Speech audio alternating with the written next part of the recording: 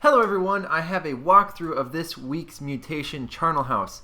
Now, I already beat it, and I played with this amazing Stukov player, Mastery level 90, and this guy pretty much like knew where to go, where I was going, worked really well with me, so we had really good teamwork, and this player just like took it to the next step. I don't think I've ever played Minor Evacuation and it was like that easy. I mean, I have played with some pretty good people, let's be honest, but like this was the weekly Mutation, and this guy made it feel like we were just playing a regular co-op mission because we had so much control over what was going on. It was really awesome. So I want to show you guys this. Alright, so a sinister disease runs rampant on this bleak and desolate world. Amon's forces have repurposed the miners' defenses to target your armies instead of the infected. Brave the darkness so that the survivors can escape this nightmare and live free from the contagion. Alright, minor evacuation, like I said. First, mutation is darkness. Previously explored areas remain blacked out on the minimap, while outside of player vision. The second one is photon overlord. Overload. All enemy structures attack nearby hostile units, and the worst one, this one sucks, Black Death. Some enemy units carry a plague that deals damage over time and spreads to other nearby units. This plague spreads to your units when the enemy unit is killed.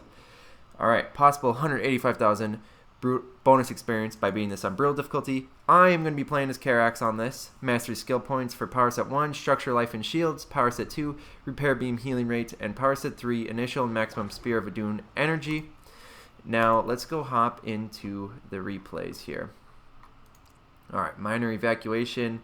The player I was playing with is Erisk, I believe. Okay, we'll watch this. And now, I believe a couple people have already posted, Karax and Stukov walkthrough, so I understand this won't be helpful in that aspect because you've probably already seen this strategy, but, stay tuned because this Stukov player is awesome. He knew what to do, so we'll learn some stuff here. Oh, look at that, we're already on top of him too. Alright, but in the meantime, I'm going to show you what I'm doing with Karax, but I will definitely try to highlight this Stukov player. Okay, let's get the production tab up here. Okay, so basically what I'm going to start with is I'm just going to build as many probes as I can. I'm going to try to get this really saturated here. I better be focused on myself here. I want to get this mineral line completely focused, fully saturated as soon as possible, and I'm trying to get a lot of minerals, and then once I get that really good mineral income, then I'll start throwing down the gas. And the reason for doing this is just so we can get the upgrades really fast and then, get ready to expand right away. Now, I'm doing everything, really well in the beginning here, but after a couple minutes, some of my probes get infected. I try to bring them over to my expansion, and I lose like half my probes. So, like, I do all of this really good beginning work, and then all of a sudden I lose half my probes because of the plague. And I was just like, shoot. So, they all got infected, so I just sacrificed them. You guys will see what happens. But anyways, yeah, just keep on trying to get your economy really strong here. I throw down a forge first, then I throw down a gateway, another pylon, and now I'm throwing down an assimilator. In the meantime, my teammate, just basic startup, lots of SCVs, built an overlord, and now throwing down a barracks. And yeah, just basic startup for Stukov. Nothing too special yet. It's later on in this replay that you'll see some really good stuff. Okay, so now we've got the assimilator built. I'm throwing some probes onto this assimilator here, and then as soon as this guy's built, or warped in, that is, I'll also throw in some other probes onto this assimilator. And I'm throwing on my cybernetics core. As soon as this is done, right away I'm going to get out that Twilight Council. I'm getting out the Twilight Council right away because I want to get all the upgrades as soon as possible, and I also want to get upgrades. You need that Twilight Council to get further solar efficiency level upgrades. So as soon as you get level 1, you have to have a Twilight Council to get level 2, and then for level 3 we need a robotics facility and then a robotics bay. Robotics bay allows you to get level 3 or a fleet beacon, but I'm going with the robotics bay method. And actually, for you guys, that's kind of important. I believe the robotics bay plus robotics facility, or robotics facility plus robotics bay is cheaper than the Stargate and the fleet beacon. So if you look at this, that's 550 minerals versus 400 minerals, and then 350 gas versus 300 gas. So yeah, overall, robotics facility plus robotics bay is cheaper on both minerals and gas. Okay, now it's time to start moving forward. So I take my probe here and just start throwing down a couple photon cannons, throw down a shield battery to help, you know, regenerate, and I just do a slow crawl forward. And my teammate's doing an excellent job right now. My teammate infested this structure, and it's already infested, which is funny. But yeah, my teammate is infesting these structures, helping me crawl forward here, and then I'm just going to keep on throwing down pylons and shield batteries as we move forward. And this is a good spot right here to build some photon cannons, because there will be a, I'm not sure if it's a Nidus worm or an Omega worm. I'm pretty sure it's called Nidus worm unless you're playing with Kerrigan. But yeah, I'm going to throw a bunch of photon cannons here because a Nidus worm will emerge right here, and then you'll be able to kill it right away. The other Nidus worm is going to pop up right here, and then the other Nidus worm is going to pop up right up there, and we'll try to kill them all right away. I didn't have very many photon cannons in place, so I just threw down some orbital strikes to kill those guys right away. And in the meantime, my teammate is pumping out a ton of these infested marines and infested colonists, and is already upgrading the infested colonist compound. Okay, as you can see, that Nidus worm that popped out already got killed because we were prepared. Then my teammate, this is like the excellence. My teammate saved the Alexander and the Apocalypse just to clear out our expansions. This was really awesome. Because my teammate did this, we were able to expand right away. This was very, very helpful. At least I expanded right away. My teammate waited a little bit and helped clear out a couple other areas, but my teammate will expand shortly enough. But yeah, this was really excellent use of both the Apocalypse and the Alexander here. And we only have 14 seconds left until this evacuation ship gets up and leaves. Alright, in the meantime, I already got, here actually let's go to the upgrades tab. I already got rapid recharging and optimized ordnance. Optimized ordnance gives you that increased attack speed. Then rapid recharging increases the energy regeneration rate of your shield batteries and energizers by 200%. So I think both of those upgrades are really good to get. Rapid recharging comes from the Twilight Council, and then optimized ordnance comes from the Forge here. Okay, now this was my dumb mistake. I should have left all my probes here. Oh, I don't know why I did this. And I wasn't paying attention. As you can see, all these Zerglings are going to hit my probes. It was a silly mistake. And then as you can see, now they start to get infected. It was a dumb mistake. What I was trying to do was, I was trying to make it. So I've talked to a couple of different people about this. Basically, some people say it's good to split your probes in half and then just rally one nexus to this line and then the other nexus to this supply line, or mineral line that is. But some other people will say just fill up one and then rally to the other. Well, in this case, I was going to do that split method. The reason I was going to do that is because if I split my probes up, what I was hoping for is that when I split them up, I wouldn't have to worry about them rallying one by one and then getting attacked on the way there. But my mistake was that I wasn't paying attention, and I tried to move them safely and then not have to worry about rallying them across the map, and then I got attacked anyway, so it was a mistake. So yeah, try to avoid that. That kind of slowed down my really good start. I was doing really good, but now I'm going to be slowed down for a little bit because of low minerals, because I'm losing out on some of these probes here. The reconstruction beam from this solar forge is definitely keeping these probes alive for now, but I don't want to depend on that, so I'm going to sacrifice these probes eventually, just so I don't have to worry about them infecting my other probes here. And then my teammate is doing a really good job cleared out this whole area already. I threw down 2 photon cannons, but I really haven't done much so far. My teammate's just doing an excellent job of preemptively clearing. Now, this is the important part. When you're just playing regular co-op missions, sure, you probably can just go ahead, move a unit here, and then you probably will be able to beat this on brutal difficulty. But we're doing a mutation that is a lot more difficult than your average co-op mission because of that Black Death mutation.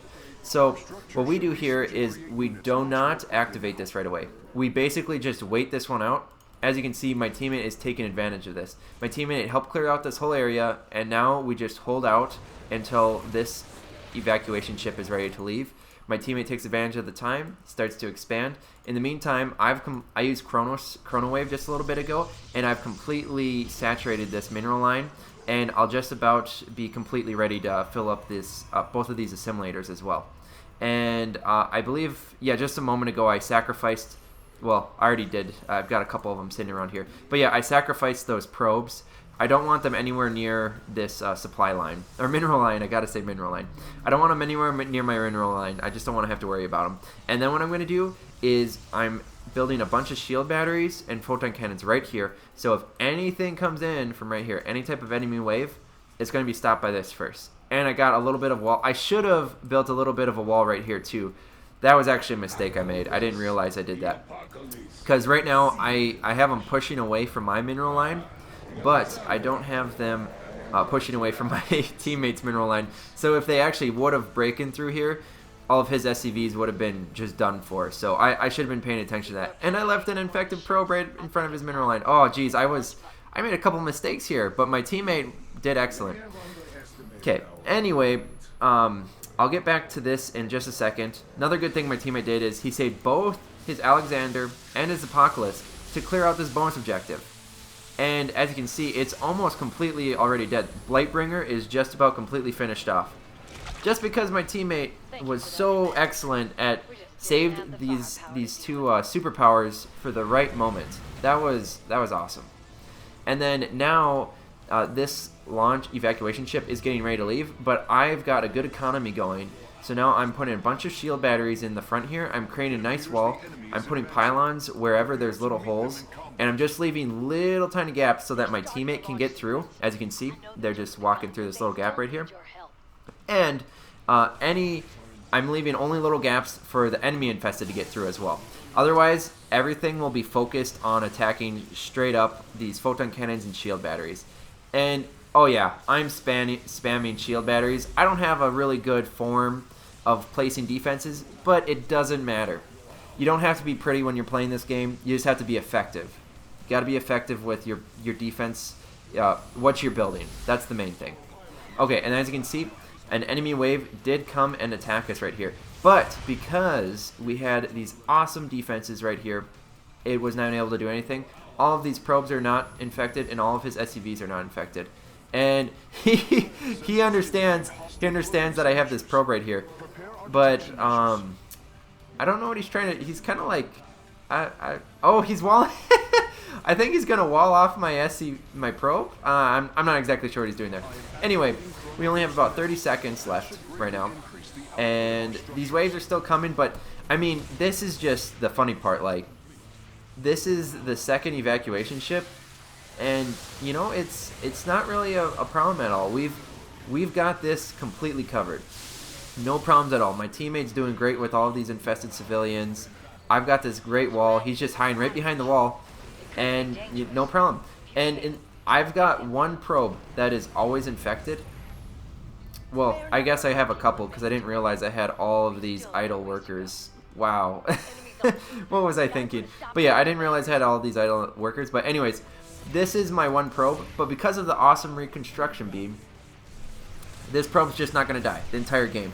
Well, I take that back. There's a point when a siege tank does take out my probe.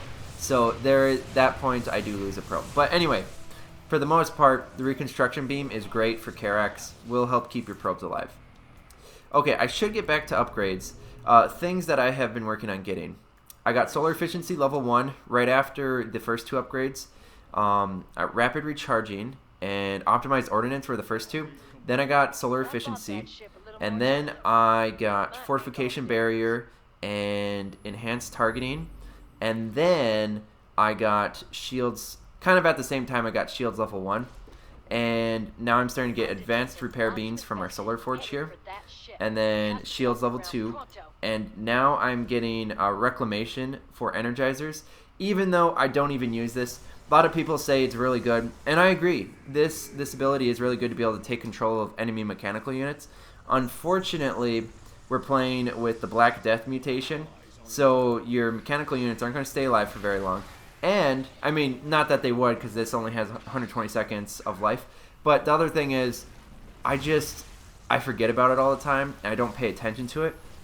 So, I mean, unless you got a lot of micro and you're really on top of things, just don't get that upgrade. I don't think it's worth it, even though I continue to get it and I continue to not use it. But yeah, I mean, I even have all this extra energy and I'm not using that right now, which is kind of funny. But yeah, once again, this is why this player is so good. The Stukov player saved the Apocalypse and the Alexander for these bonus objectives. Not only that, but this Alexander intercepts half of this enemy wave that's coming for this evacuation ship. It was completely awesome. It saves the Alexander and Apocalypse to take out these bonus objectives and intercepts the enemy wave. That was great. And, I mean, not that the enemy wave would have made it far, because I have this huge wall of defenses here that are going to take out all of these overlords, so not that big of a deal. But what I did was, while my teammate was doing that, I dropped a couple orbital strikes on those bonus objectives, and then I dropped down our Purifier Beam, and that helped to take out all this stuff because I didn't have very many defenses in place at the time. And then I dropped a couple photon cannons, some shield batteries on this side. My teammate had this side covered, and I put down 2 energizers, and now they're increasing attack speed, everything. And then now I'm starting to do that over here as well, spreading out energizers, and I'm putting them into the phasing mode so they stay put and constantly keep improving the attack speed of these defenses. And what I've done at home base here is I've thrown down 5 warp gates. I've thrown them all into a hotkey. Yes, I have the select all warp gates hotkey, I know. But I'm just so used to my hotkey of using hotkey 3 or 4. That's just the way I do it. You guys can do whatever you want. I'm just telling you what I do. Alright. Now I'm also getting phase detonation and solar flare upgrades. Phase detonation, that'll stun the target when you use orbital strike. And then solar flare will do like an overtime damage to ground units, that is. Enemy ground units that walk over the fire. And I still have probes sitting doing nothing. I can't believe I did this. This is ridiculous. I could have been using these probes to at least attack something. Live and learn. Okay, so I am now getting... Oh, I forgot to mention. I got solar efficiency level 3 before I got phase detonation and solar flare. That's important. So I threw down the robotics facility, threw down the robotics bay, and then I got these extra 4 warp gates, plus the initial one that I had. Okay, so keep that in mind, everyone. Okay, and now all I have left to get is shields level 3. And then that's actually all that you need to continue to do this strategy really effectively. Another upgrade that would help you, but not very much, is the getting ground armor. The only reason I would suggest doing that is for these energizers. If your energizers do happen to get attacked and these shield batteries stop being effective and stop repairing or replenishing the shields of these energizers, then finally, as you can see, you can upgrade their armor. So, I mean, is it really that important? Probably not. But if you just want to be over the top, go ahead and get it. Same with getting that reclamation upgrade ability.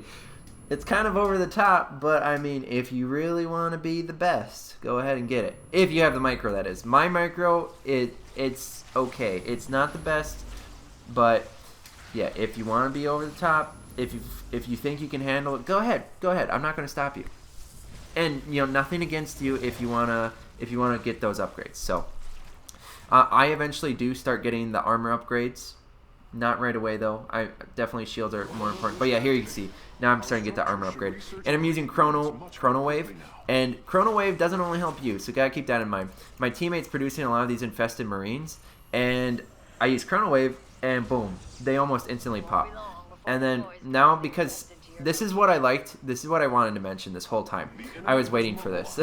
My teammate brought all of his infested barracks over here. All 5 of them, planted them in the ground, and brought the infested colonist compound. Now, I know at one time, I think a lot of people would do this, but I've been playing with quite a few Stukovs lately, and even I kind of forget to do this. It's really important that you pick up your buildings and crawl them over to the center of the action. Because, I mean, they move. You have infinite creep spread, basically, and you just pop your units right in the battlefield. And they help wall off, too. So, yeah, my teammate did this. And because my teammate did this, these enemy waves that are popping on the ground, we're killing them before they can even, like, touch our defenses. I mean, okay, yeah, they're getting a little overwhelming right here, but it's just not going to matter. My teammate has so many infested, and they're spawned right in the middle of the action that these guys aren't getting anywhere. And my teammate is using that infest structure ability, so it's really slowing them down, holding them back. And the thing is, there's only 40 seconds left on it. Even if they do break through this, not that they are, because my teammate has so many infested. Even if they did, we have this extra defense in the back, so we've got this completely covered. Okay, now my teammate did start to take a little bit of heat here, though. This was a little troublesome to us, but I did take some time. I guess I didn't show you guys this. I threw down a bunch of photon cannons, shield batteries, and more photon cannons, just in case an enemy wave did happen to come for us. Now, I didn't think about putting down extra defenses for my teammate, though. See, once again, I wasn't being thoughtful enough for my teammate. I think in the future, if I was going to be doing this again with the same player, because this guy played very, very incredibly. This could be a girl, too. I shouldn't be saying just guy. Maybe a girl. So this player was playing very good, but what I should have done is I probably should have thrown down a photon cannon right here, or a pylon, and a bunch of photon cannons and shield batteries right here. And then that would probably be able to intercept anything that comes over and attacks my teammate's supply line. That probably would have been the smart thing to do. Oh, I gotta go over here.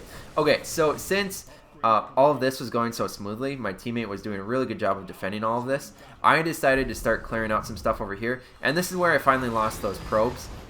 These siege tanks kept on killing my probes because, you know, it's completely black vision. You can't actually see where they are. So yeah, I kept on losing my probes to that. That was kind of annoying. But I just, like, you know, what the heck. I use my purifier beam, call it down, and start killing these guys. And I wanted to clear this out first because we're doing so good right now. Like, we're so far ahead, and I've got all these defenses in place and to intercept the enemy waves. I mean, we're just like sitting in a strong position right now. So I was like, you know, what the heck? We'll start clearing this out. And I was like, okay, I'll start clearing this out too. And I start thinking like, oh, you know what? We might even be able to take on both of these at the same time. And my teammate, I believe, thinks the same thing. And keep in mind, we're playing a mutation.